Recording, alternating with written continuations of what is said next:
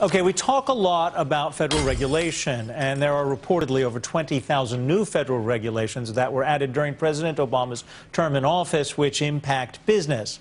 But regarding amusement parks, that's left up to the individual states. Police now confirm a 10-year-old boy's neck injury was actually a decapitation in a grisly waterslide accident, which took place in Kansas. I want to go to my political power panel. Democratic strategist Eric Schiffer, Republican strategist Ford O'Connell, and conservative commentator Kurt Schlichter. On this issue of regulation, we talk a lot about how regulation impacts and can harm business. But then you get an example of where we might need regulation. And let me start with you, Kurt. Do we need federal regulation of theme parks? I covered a story I remember in Indianapolis in '96, a kiddie park, it was called Old Indiana Fun Park. A grandmother was killed, a child was paralyzed because the state didn't really regulate, they didn't inspect the rides, and that seems to continue on 20 years later. Oh, wow. No, of course we don't need federal regulation. Look, we have something called the Constitution, and the Constitution does not allow the federal government to take on every responsibility the state does or doesn't choose to have. Why should we somehow imagine that a bunch of unionized bureaucrat hacks back in Washington, D.C. are going to do a better job regulating our water slides from their vantage point back in the District of Columbia than Kansans and the people that the Kansan government, which is accountable to Kansan people, hire and pay? Well, in Kansas, I believe, Kurt, I'm going to go to Ford now, because I believe in Kansas this ride's been open since 2014, but it was never inspected by the people who are supposed to regulate it. Wouldn't that be the argument, that there needs to be a different system?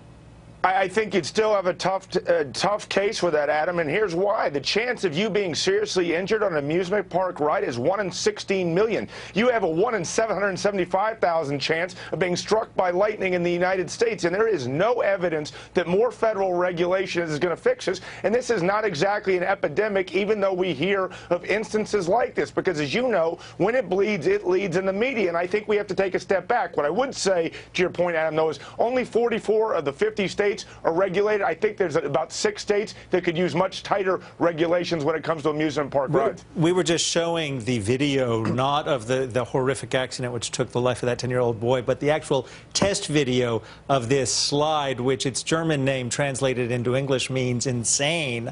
And you see the cars in which people are supposed to ride just flying off of it. So there's a metal cage over parts of it, and that seems to be what caused part of this accident. I'm no engineer, but Eric Schiffer, we just had another accident at an amusement park, this one in Tennessee.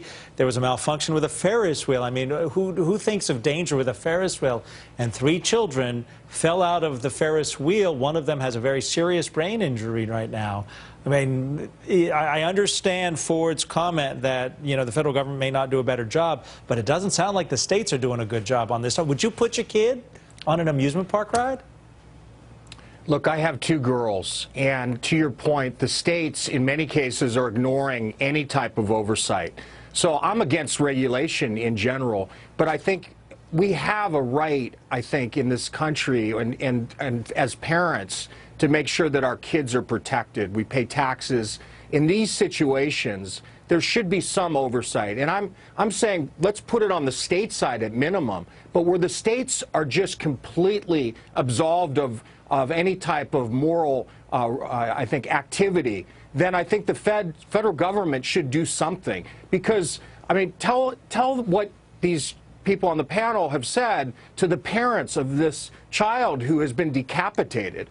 I recognize the odds are not real high, but when you're a parent who has died, who's had a child die, they're not thinking about odds. They're thinking about where is the government? Where's someone that's going to protect our kids? All right, I got to cut you all off there because we're running a little tight on time. Eric Schiffer, Ford O'Connell, Kurt Schlichter, thank you all for joining us.